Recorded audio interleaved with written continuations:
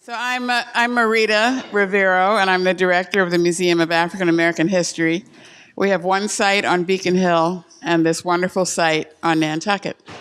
Five Corners, as many of you know, was originally the black community here, called New Guinea, as it often was in other cities as well. This is a part of a larger piece of property owned by a black man, Seneca Boston. And he and his wife, Thankful Micah, were both really leaders in this community in a variety of ways, but one of which was in seeing that the community needed a place to gather. And so he deeded part of his property to create what was called all over the country African meeting houses. And these were places that were used for worship, they were used for cultural evenings, they were used for committee meetings, they were used for political gathering. And certainly during this time of abolition, there was heightened interest among the black community, certainly, and the white community, and other communities of color about the issue of abolition. So we're delighted to have a person here who can speak to us really about the critical and central role of these abolition struggles in defining what would become any number of human rights struggles in the United States.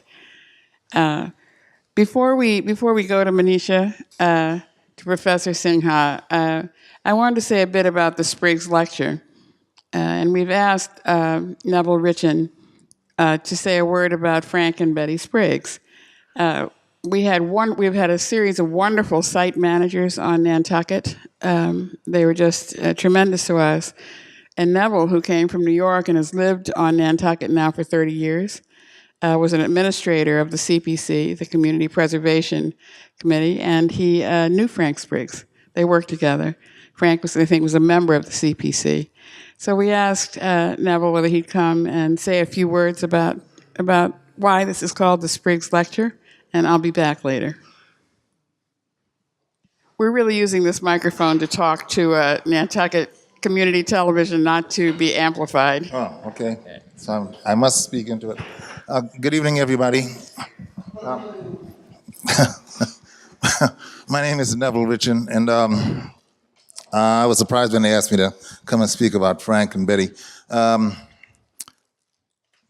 What I would like to say to you about Frank and Betty is not what a lot of people in the community who know Frank and Betty and their work in the community, what they know, just what I know about Frank and Betty, some little things.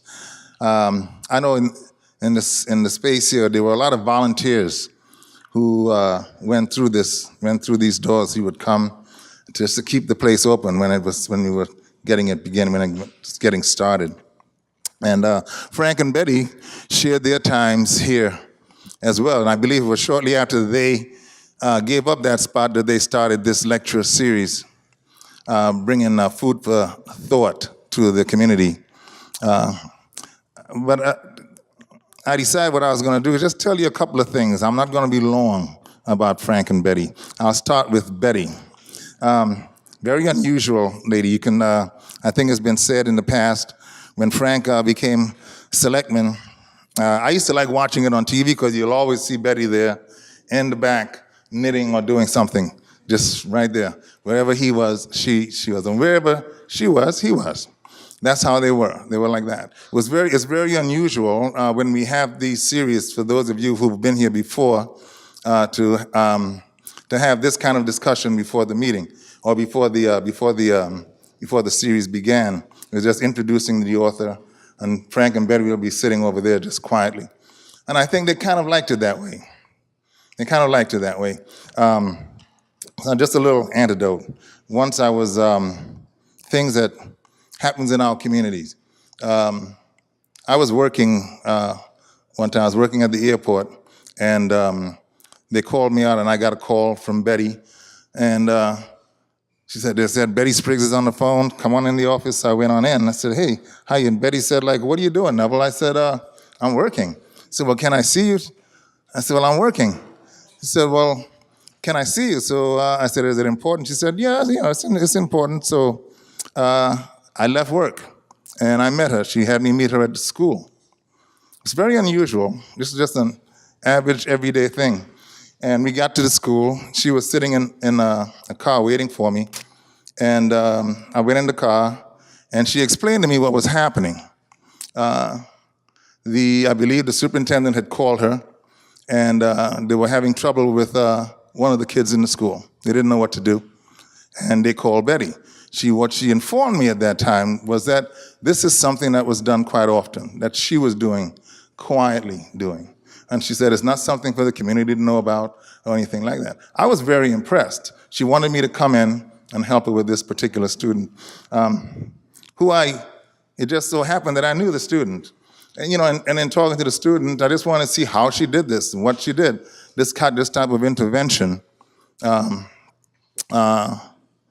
And the way she carried herself with this student who was really quite angry, wanted to know, did you have breakfast this morning? Things like that, until the student opened up. I asked her, does this happen often? She said it happens often enough, but she's glad that they asked her to come. I said, how did they get to you to do that? She said, well, I believe it was the superintendent at that time. Just came and asked her if she would mind doing that, because sometimes they need that type of thing. So he must have seen that type of thing in this lady here, Betty Spriggs. I saw it in her. It made sense to me.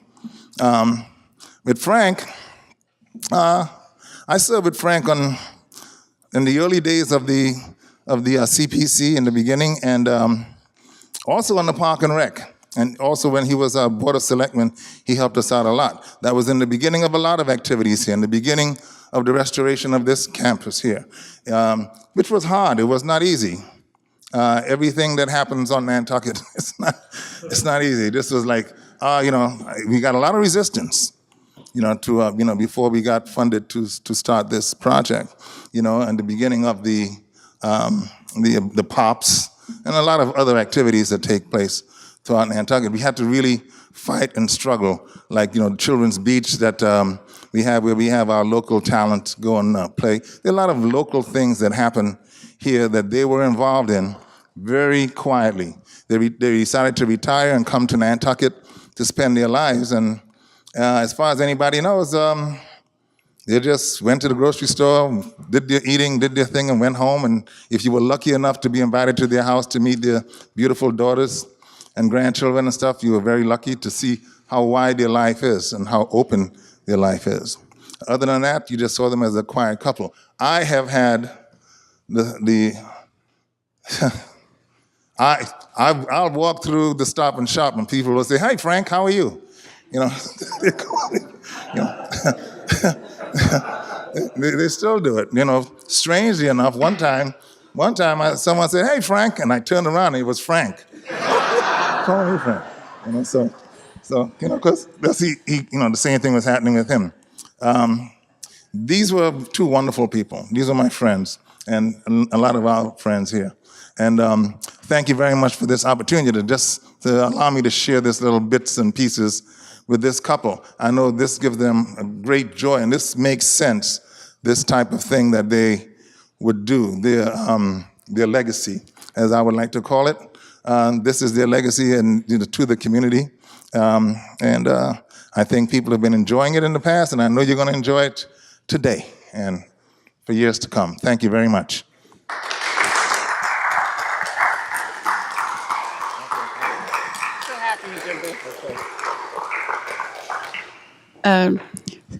So I'll turn from the present day to abolition, the abolition of slavery.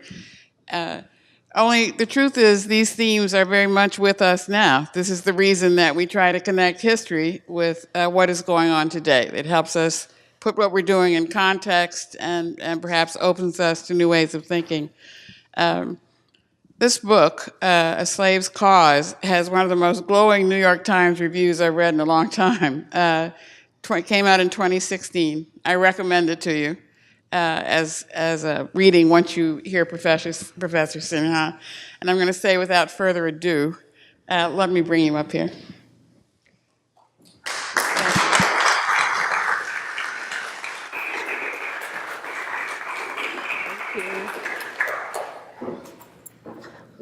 I guess I should thank everyone here who brought me to this place. It's been wonderful. Thank you, Marita and Charity, for arranging this visit. I really enjoyed my time here, and I look forward to speaking to you today. And it was really nice to hear about the couple that has made this lecture possible, the annual Spriggs lecture. I think it is so important for academics to speak to broader public audiences and bring their work to the community, and that does not happen often.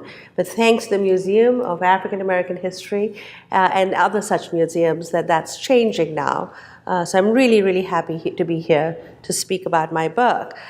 So I've been given 45 minutes to speak, and I'm hoping we will have some time for question and answers. So I'll try to be brief. The book that I'm talking about is a very big book, and I'm just going to encapsulate today for you some of the important interventions that I think it makes in understanding the movement to abolish slavery and some of the new ways in which we can think about this. So Charity is going to help me with clicking because we don't have a clicker, the remote.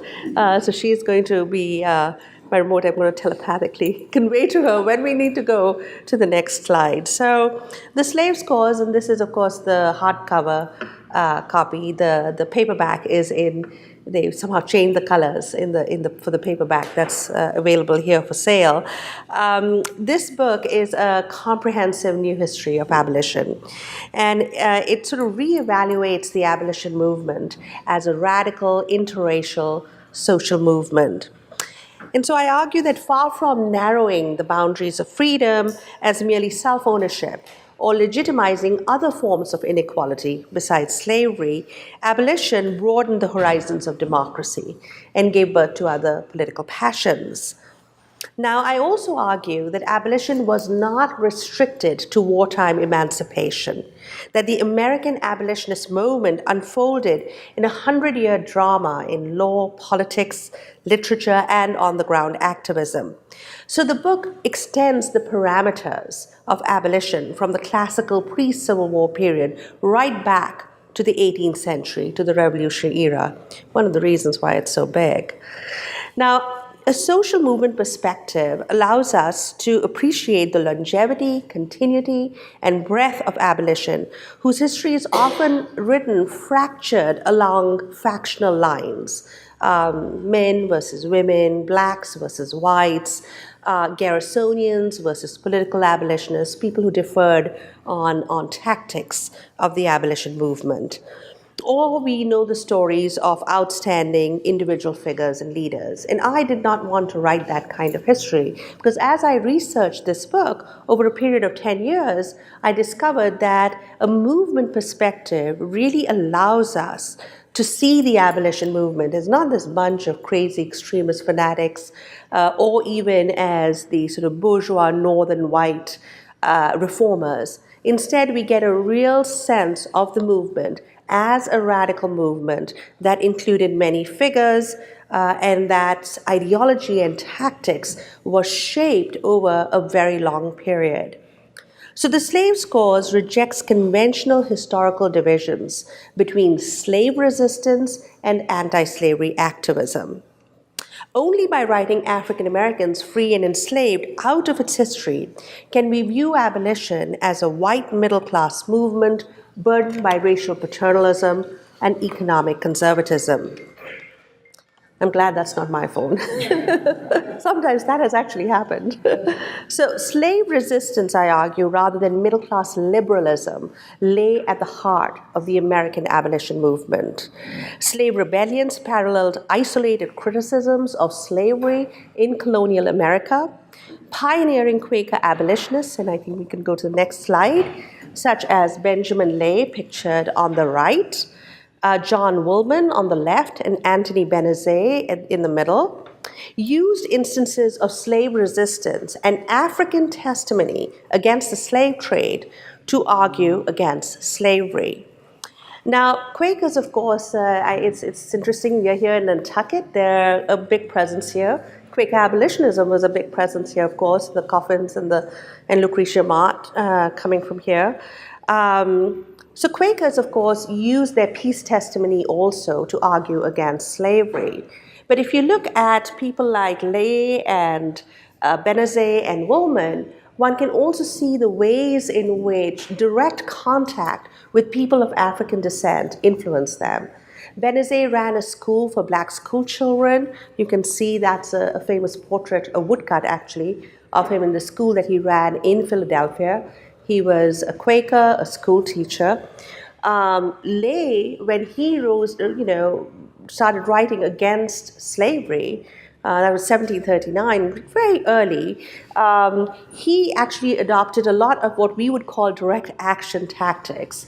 He stood, barefoot in the snow to draw attention to the fact that slaves were ill-clad. He smashed his wife's teacups to protest against the consumption of sugar, the first cash crop grown by slave labor. He threw pokeberry juice at the Bibles of Quakers, saying this represents the blood of slaves. And once he kidnapped a Quaker slaveholder's children to acquaint him with the grief of African parents whose children had been torn apart from them. So he was quite a radical and virtually read out of the Society of Friends. And then there was John Woolman, who is also a very interesting figure. He, of course, married his concern for the slave with other concerns. He wrote against the destruction of the environment. He wrote about animal rights. He wrote about the rights of poor. He wrote a pamphlet called A Plea for the Poor. So again, showing that right from the beginning, Quaker abolitionists were quite aware of other wrongs in their world besides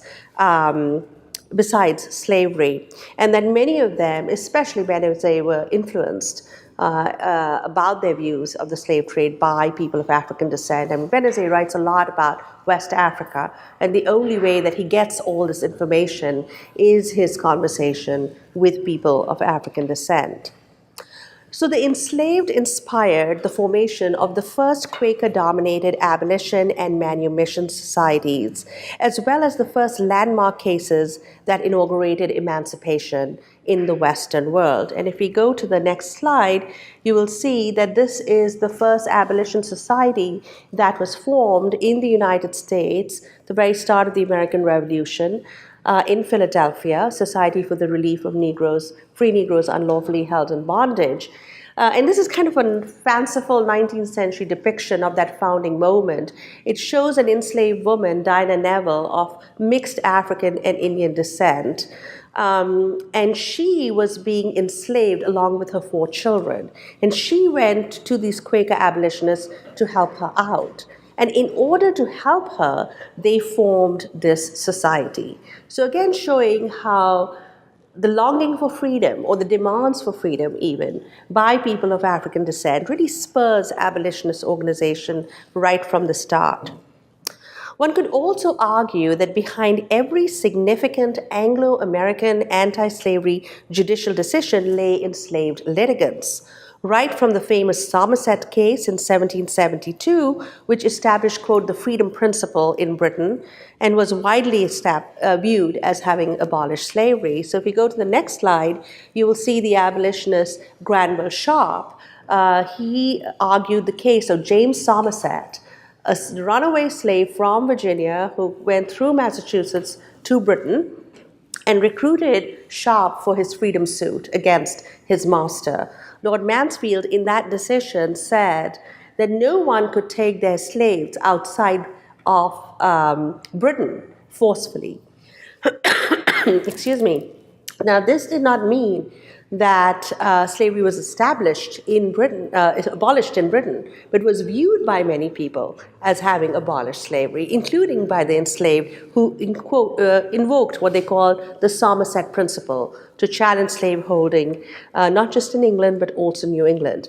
Now, I think it is only appropriate, we don't have a picture of James Somerset, but I think it's only appropriate that the most significant abolitionist decision of the 18th century bears the name of a slave, James Somerset.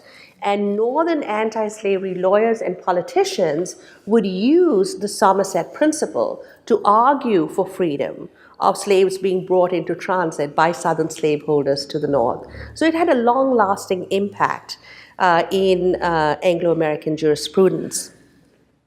Now, in the United States, if we go to the next slide, the Quaker, Walker, and Mumbet cases abolished slavery in Massachusetts as part of Northern emancipation in the new American Republic. And Mumbet is pictured here in the top left. And my students in Massachusetts were always amazed when I told them that slavery was abolished in Massachusetts, not because of some law, but because two ordinary slaves actually sued for their freedom. And Mumbet was one of them. We also know that this tradition of suing for one's freedom continued right down until the famous 1857 Dred Scott decision that, of course, made Abraham Lincoln issue one of his most memorable indictments of slavery. So the actions of slave rebels and runaways, black writers and community leaders did not lay outside of, but shaped abolition and its goals. So Olaudah Equiano, who's pictured there on the right, excuse me, I picked up a really bad cold after a book tour in Australia where it was winter. And so excuse me if I cough a little bit. But Olaudah Equiano was an important figure in the Anglo-American movement to abolish the African slave trade in the 18th century. And he, of course, is known for his famous slave narrative in which he documented the abuses of the Middle Passage between Africa and the United States, in the Americas. We know, of course, that there are some scholars who challenge the veracity of his narrative, but I, for the most part, have taken part in that debate and believe that what he said was accurate. If you want to know more about that controversy, it's in the book. We also know that there were, of course, other writers, besides Equiano, who were important in the rise of abolition. One of them was Phyllis Wheatley, also, of course, from Boston, Massachusetts. Wheatley, whose poems were published in London in 1773, was not just one of the first black women to be published. She's one of the first American women to be ever published. And anti-slavery women, both in Britain and the United States, especially those who wrote poetry, would evoke Wheatley and her poems for a long time. In fact, Garrison published her poetry long after she was dead. So people like, oh, that's much appreciated, a bottle of water. So people like Equiano, who took part in the movement to abolish the African slave trade in the 18th century, were of course part of a broader movement that was led by figures like Thomas Clarkson and William Wilberforce. And you can see in the next slide, there's Clarkson on the right and William Wilberforce on the left. We normally hear of them. We do not hear a lot about people like Equiano, etc., who were part of this broader movement. It took an independent scholar, an independent writer, to bring attention to these black figures. And besides Equiano, I found there were many, many more. Atoba Kugano, a whole bunch of them who formed themselves into societies, Sons of Africa, etc., modeled most likely after the Sons of Liberty, and petitioned the Queen against the slave trade. So here we have an activist black sensibility right from the start, right from the 18th century in the abolition movement. Now, Clarkson, of course, is also known for having defended the Haitian Revolution, which began as a slave rebellion. And the Haitians named one of their man of wars after Wilberforce. So if we go to the next slide, you will see that really we can think of the Haitian Revolution that took place between 1791 to 1804, began as a slave rebellion, ended up in the formation of the first modern black republic in the New World as a truly abolitionist revolution. It resulted in the abolition of slavery, and despite Haiti's bloody and subsequently, subsequent poverty and political instability, the Haitian Revolution was really revered by abolitionists all over as an abolitionist revolution, much more so than the American Revolution, which had resulted, of course, in emancipation in the northern states, but with the continuation and, in fact, the expansion of slavery in the southern states. And the fact that the Haitians would choose to name one of their man of wars after Wilberforce, or the fact that they were in contact with Clarkson and other French abolitionists, reveals that they saw themselves as part of this broader movement. Now, the first call for immediate abolition, if we go to the next slide, by British Quaker abolitionist Elizabeth Hayrick, that is her silhouette from her famous pamphlet, Immediate, Not Gradual Emancipation. She published that pamphlet in 1824, and it's interesting, people wondered, where did she get this inspiration to call, to have a radical call for immediate abolition? Because most abolitionists at that time, including Northern emancipation laws, tended to be very gradualist. They didn't free slaves, they freed children of slaves after they reached a certain age, etc. Except for Vermont, Massachusetts, and to a certain extent New Hampshire, most northern states passed gradual laws. Now, Hayrick called for immediate abolition. And many historians had pointed to her pamphlet as the first known call for immediate abolition.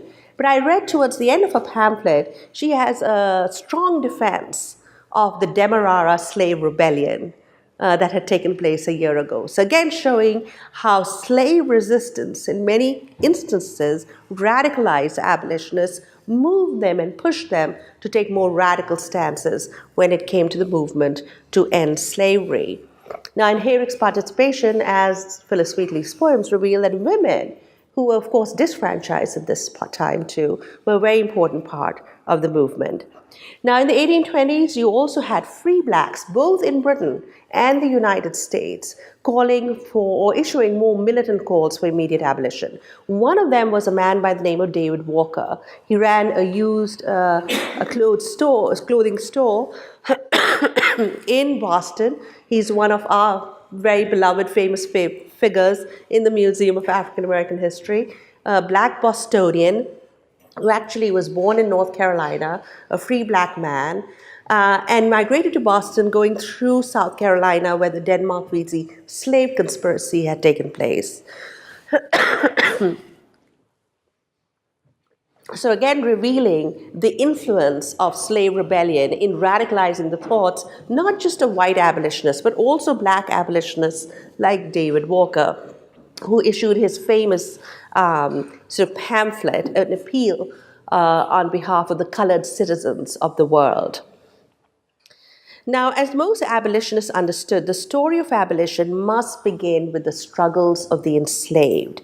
In both Britain and the United States, slave rebellion acted as an impetus for the second wave of abolition in the 19th century. Excuse me. So if we go to the next slide, you will see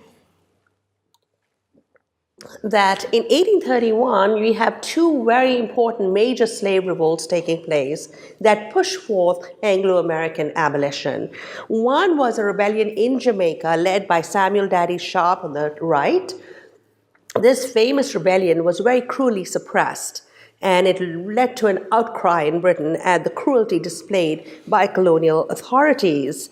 What is more important, of course, is that in 1832, then, Britain formed a committee to facilitate the abolition of slavery in the British Empire. Now, many other factors played a role, including abolitionist petitioning, mass petitioning, women's involvement.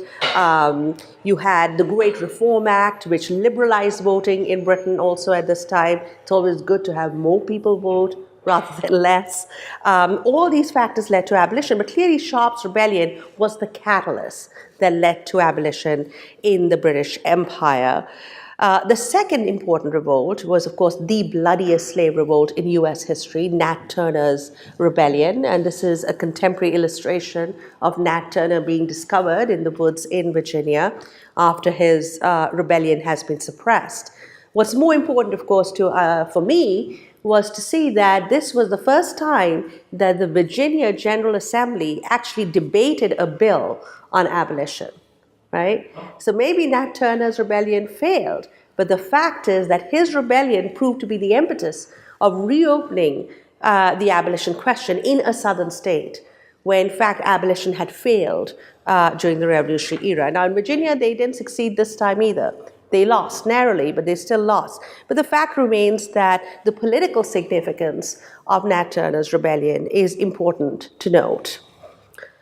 So this notion that somehow slave rebellions were just these bloody, manic affairs and venting of rage by the enslaved should give way to a more politically sophisticated understanding of what slave rebels wanted and what they wanted to achieve. And it's quite clear from some of Nat Turner's confessions, even though they were, written by a white Virginian lawyer, that he had, slavery in his sights when he began his rebellion. So now the connection between slave resistance and abolition in the United States was proximate and continuous. It gave abolition its most enduring issue, the fugitive slave controversy, and provided the movement with its most dynamic exponents, fugitive slave abolitionists. And if we go to the next slide, you will see this is a picture of a runaway slave, or rather an illustration of a runaway slave that graced American newspapers right from the colonial era down to the Civil War, where you would advertise basically a runaway slave. And many times these advertisements contained descriptions of slaves with marks on their bodies, with ears cut off, etc., marks of brutality on their body, so that one American abolitionist, Theodore Well, literally just republished all these Southern slave advertisements for runaway slaves as an indictment of slavery. Called his book American Slavery as It Is, and it was the best-selling book on slavery before Harriet Beecher Stowe's Uncle Tom's Cabin. Now, even after bitter division sundered the movement, nothing brought all abolitionists together more readily than the fugitive slaves' desperate bid for freedom. And here's where I think we need to understand the history of the Underground Railroad in the North, not as myth and fiction, but as the real development of what I call the abolitionist underground, where blacks and whites were assisting fugitive slaves right from the start. And many times they brought different abolitionists together, blacks and whites, Garrisonians and political abolitionists. They may differ on many other issues, but when it came to helping out a desperate fugitive slave, the abolitionist network always kicked into high gear, including contacting anti-slavery lawyers and politicians and keeping all their options open. So fugitive slaves also influenced the ideology of the movement, leading some abolitionists and radical anti-slavery politicians in the North to justify revolutionary resistance to slavery. To leave the enslaved out of the abolition movement, then, is to profoundly miss the part that African Americans have played in shaping the protest traditions of abolition and American democratic radicalism. Slave resistance revolutionized abolitionist discourse and practice and moved abolition into northern state and courthouses. And there were many such landmark historic cases over fugitive slaves, some that went right up to the United States Supreme Court that were issued at this time. And I won't describe them all in detail, otherwise you'd be here the entire night. It's all in the book. The personal liberty laws and attempts to grant fugitives trial by jury and prevent the kidnapping of free blacks, as you may have seen in the famous movie 12 Years a Slave, challenged the extraterritoriality of Southern slave codes mandated by the fugitive slave laws. So the fugitive slave controversy did create a huge sectional conflict between the North and South. And we can see when we move as we move to the Civil War, that the controversy over slavery was not just restricted to the expansion of slavery to the territories, which is the way it is normally portrayed, but that the fugitive slave controversy, right from the founding of the Republic, was an extremely important irritant in sexual relations. So if you go to the next slide, you will see another important result of the fugitive slave controversy. It created fugitive slave abolitionists. The most famous, of course, was Frederick Douglass, pictured here in the middle. I hear he's doing an amazing job. But he's been long dead, however.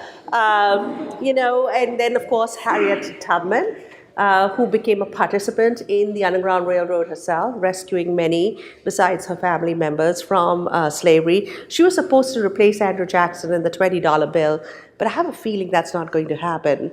And then there was Jermaine Lagoon from Syracuse, also a fugitive slave, who famously said, "The fugitive slave law outlaws me, and therefore I will outlaw it."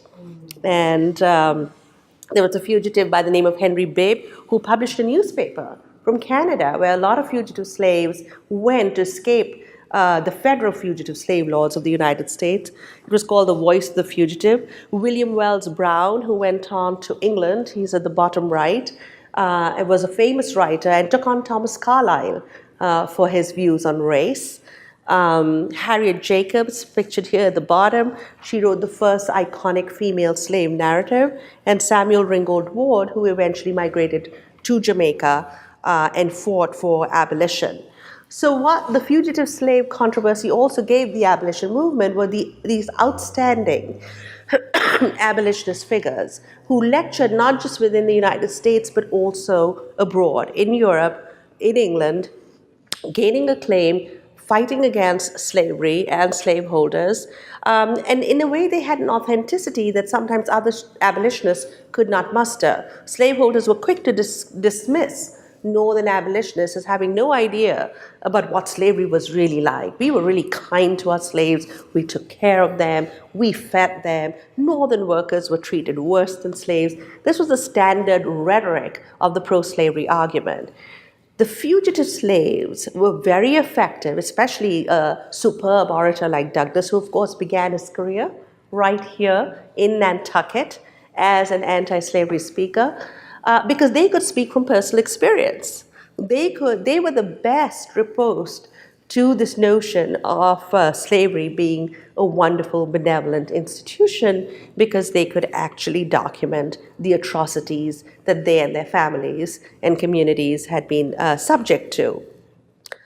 So if you look at the fugitive slave controversy and its contributions to the abolition movement, we will see that you can see slaves playing a very important part in the controversy and in the movement itself.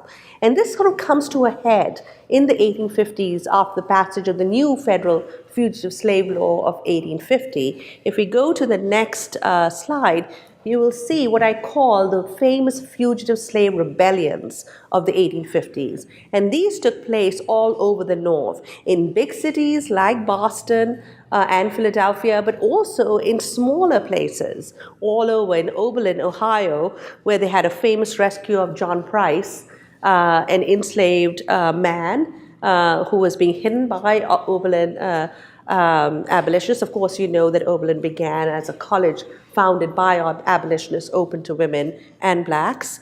The famous Anthony Burns case, he's pictured in the middle in Boston, which made President Fillmore send in federal troops to Boston to enforce the fugitive slave law and remand Burns back to his owner.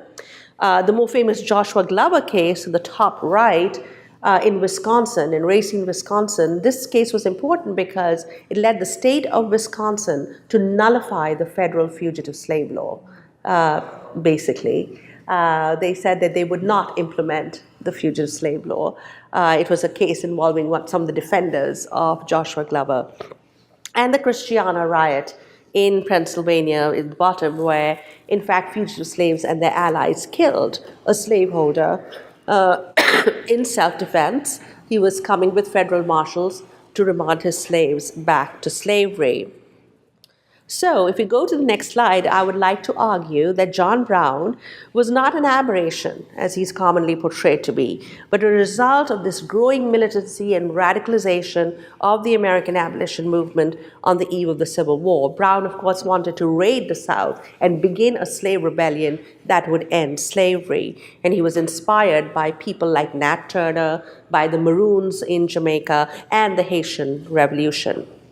Now, enslaved freedom seekers had contributed to the breakdown of comity between southern and northern states, a dress rehearsal for their momentous actions during the Civil War, when they helped initiate the emancipation process by voting with their feet and defecting to Union Army lines. So throughout the antebellum period, fugitive slaves had been seeking free spaces, whether it was Indian territory, sometimes Mexico, even stowing away in ships all the way to England. When the Civil War began, the free territory that they found were lands occupied by the Union Army, and they defected into Union Army lines in such large numbers that they forced the Lincoln administration to take a position on slavery. You know, what should the Army do? Should they return them to treasonous slaveholders or declare them free? So the history of abolition is an integrated story, even though it is usually not told in that manner. Sometimes the insidious divide between white thought and black activism that pervades some books is both racialist and inaccurate. There was no such racial division of political labor in the abolition movement. Early African American literature, a lot of it written by fugitive slaves themselves, their slave narratives, like Douglas's slave narrative, which was a bestseller in its day. Black abolitionists' intellectual response to the pseudoscience of race. There was one black abolitionist by the name of James W.C. Pennington who wrote a response to scientific racism in the 19th century. And he was given an honorary doctorate by the University of Heidelberg, which in its 625th anniversary actually invited me to talk about Pennington, because not many people had heard about this guy. And they endowed a Pennington Fellowship, and President Obama sent his greetings, saying that, Pennington's story is a lot like mine. He came out of nowhere and sort of made something of himself. So it was quite a moment at that time. So the theoretical sophistication of black abolitionist thought should finally put to rest the influential yet glib view that they were just sort of middle class and that they were elitist and that they were divorced from the plight of Southern slaves. In fact, most of them were fugitive slaves. The black and white abolitionists, they appealed to the American Republican tradition, but they were also staunch critics of the Republican tradition, of its failure to deal effectively with questions of slavery and race. Now, if we go to the next slide, you will see that Harriet Beecher Stowe, when she wrote Uncle Tom's Cabin and it became this international bestseller, what is often forgotten is that she based her novel on many of these slave narratives that she had read. And when Southerners accused her of making up her stories, she actually published a key to Uncle Tom's Cabin in which she listed the slave narratives and passages from it that had influenced her while she was writing her book. And she herself was not an abolitionist initially. She was a colonizationist. She believed that free black people should be sent back to Africa, and her book is suffused with romantic racialism in her sort of descriptions of Uncle Tom. But the reaction to her book made her steadily grow more radical and come closer to people like Douglas and Garrison. And if we go to the next slide, so the alternative nature of abolitionism is showcased by its diverse membership, which gave rise to cooperation as well as creative conflict along rigid lines of race, class, and gender that characterized early American society. The abolition movement was driven by passionate outsiders, in which the disfranchised, including women, played a seminal role. And these are some of the most famous abolitionist women that you may have heard of. Lydia Maria Child on the top right, who wrote the famous An Appeal on Behalf of That Class of Americans Whom We Call Africans. It's one of the first pamphlets against racism. The Grimke sisters, who spoke out in public against slavery, following a black abolitionist woman, Maria Stewart, in Boston, a sort of comrade of David Walker's. Lucretia Mott, very important for Nantucket. There's also a road named after her. I was so thrilled when I saw that. She, of course, was there not just at the founding of the American Anti-Slavery Society, but also the founding of the first National Women's Rights Convention in Seneca Falls. Then, of course, Sojourner Truth, who spoke both for abolition and feminism.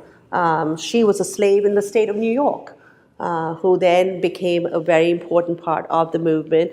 Abby Kelly, whose election to the executive committee of the Anti-Slavery Society resulted in a split in the abolition movement between those who supported and those who were against women's rights. And of course, Frances Ellen Watkins Harper, the top right, one of my favorite forgotten abolitionists. She was a black woman, an extremely effective orator and writer who's been relatively forgotten.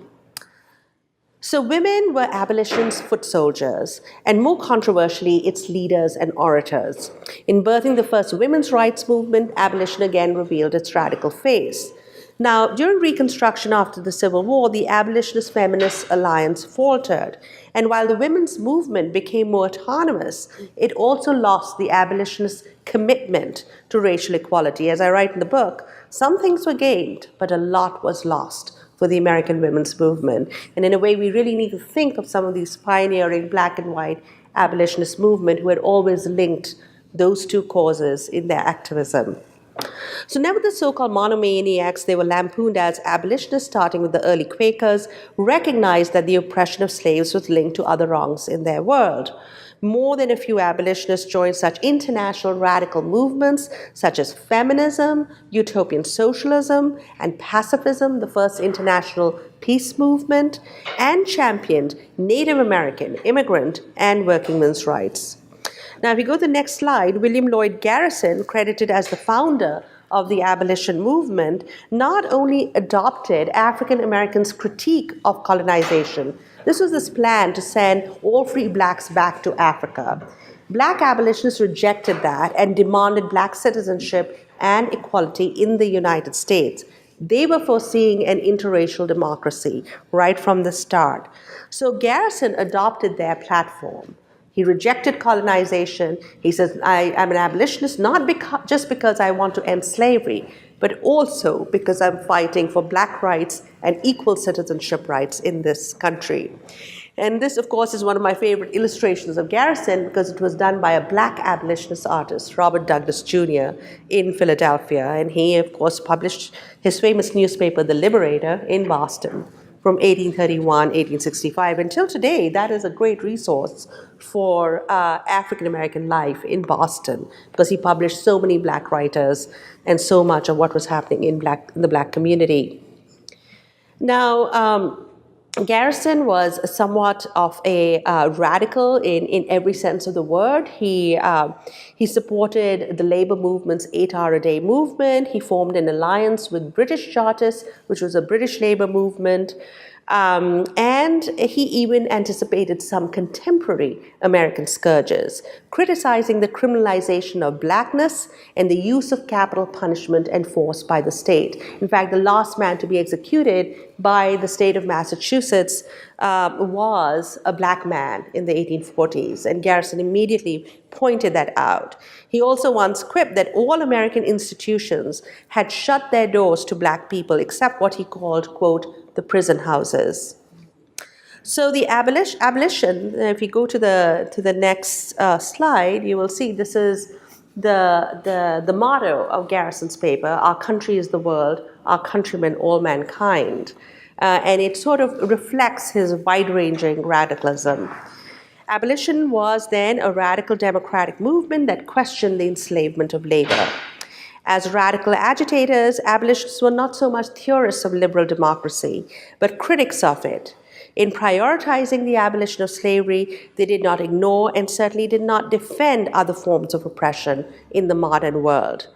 They were, in a way, intellectual and political precursors of 20th century anti-colonial and civil rights activists.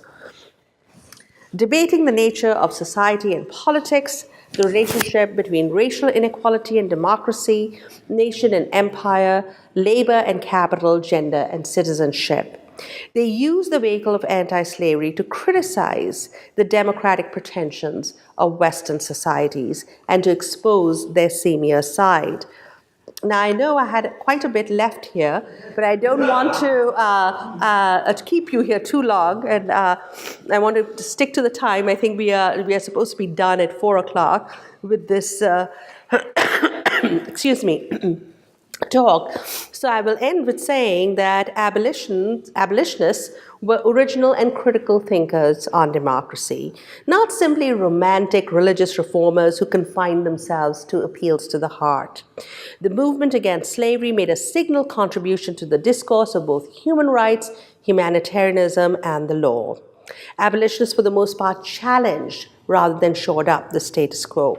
From women's rights, the abolition of capital punishment, the peace movement, immigrant and working men's rights, to the rights of native populations trampled by European settlers and imperialism, abolitionists linked the slaves' cause with a variety of other causes. And I could not talk on many of these other causes that the abolitionists espoused, but they immediately linked their cause, for instance, with the 1848 European revolutions for national self-government and republicanism.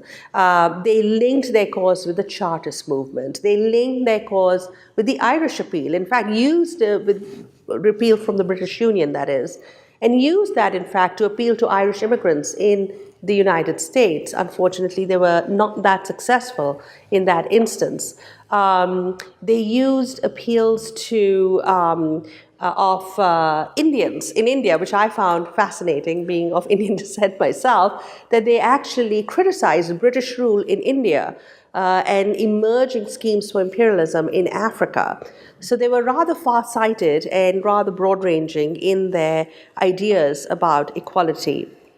So abolitionists' ideas on racial inequality are a starting point in an interracial discourse of democratic radicalism in the modern world. Their concerns relentlessly internationalist and eclectic. The struggle against slavery did not normalize or rationalize other forms of injustice, but gave birth to diverse radical passions. It was the eclipse rather than the triumph of the abolitionist moralité after the fall of Reconstruction that led to the most egregious crimes against humanity at home and abroad. Thank you for listening so patiently.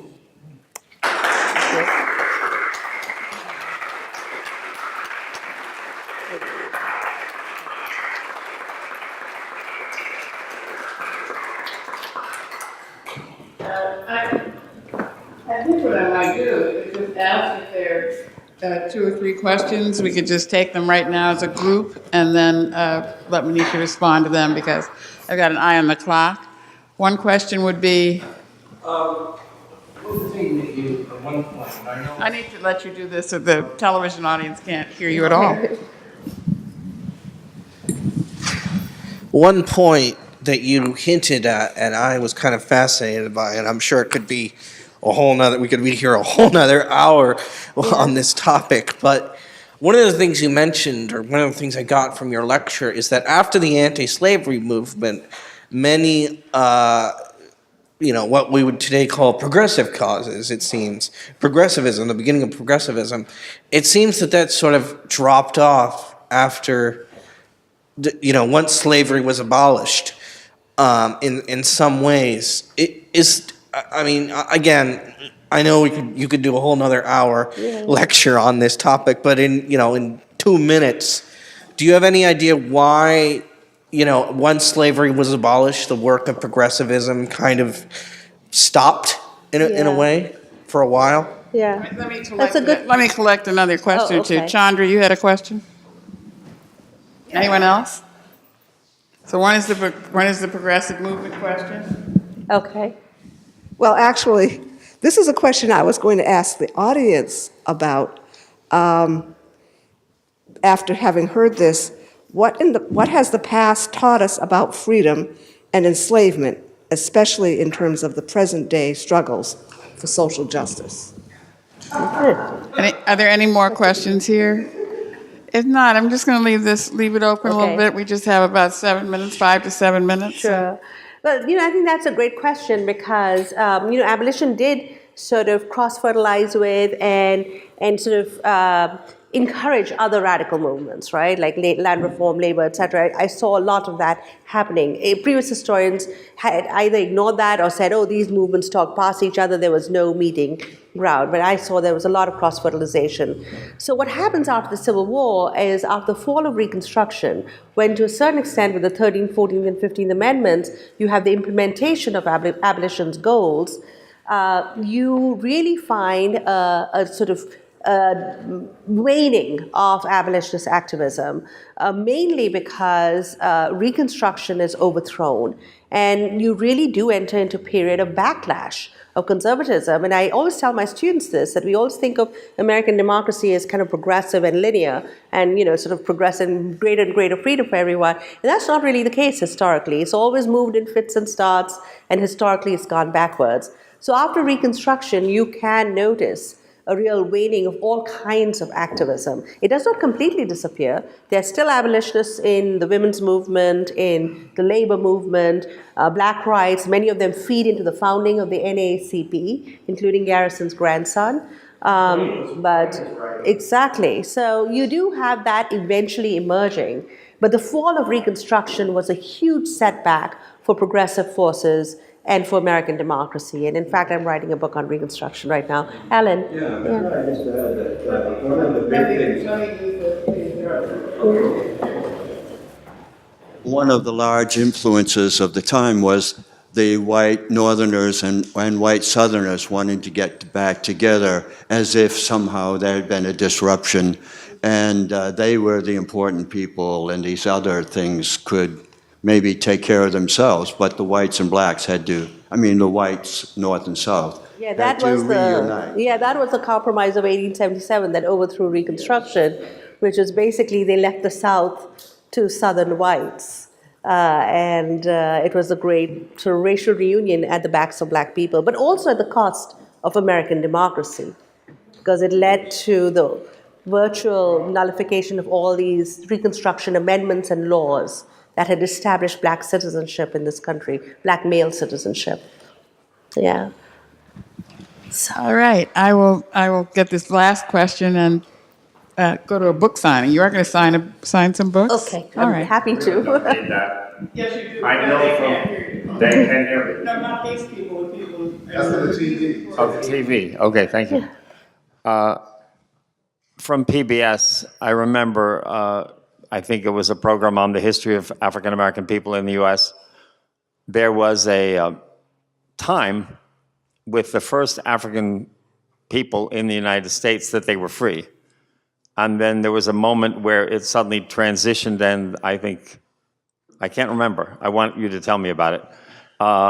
When suddenly, somewhere they decided in the South that they weren't free anymore, and these same people who had been free suddenly became not free, and their children were not free.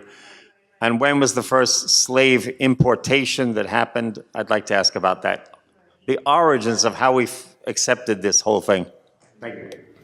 Yeah, so, slavery is not recognized in English common law, right? So that was Somerset's premise. Granville Sharpe used that to fight Somerset's case in Britain. English common law does not recognize slavery, but of course the Spanish and the Portuguese had established slavery in the New World. So when the English colonists established slavery, they had to literally invent slavery and the laws of slavery and race in the American colonies. And you see this happening in Virginia most dramatically, where the first Africans come in 1619. Of course, long before that, Africans had come with the Spanish conquistadors in what was Spanish America and Florida, etc. But when the first Africans come to British North America, their status is not that of slaves. They're treated virtually like indentured servants. But you can see from between 1640 to 1660, the status of white indentured servants improves, and that of people of African descent goes down, and they are being enslaved lifetime. They are being punished more rigorously. Their rights are being taken. Race is being codified. For instance, interracial marriage is being criminalized, etc. So you can see race and slavery being made on the ground in the law. And by the 1670s, most of the colonies have slave codes that replicate the slave codes of other slaveholding societies, and this is also the time that the British dominate the African slave trade. So all that comes together, and you have the creation of racial slavery. So yes, it wasn't always there, and it is a historical construction, and I think that should give us hope that we can fight against these ideas of racism, because you can see them historically being constructed, so they can effectively be combated in law. Yeah.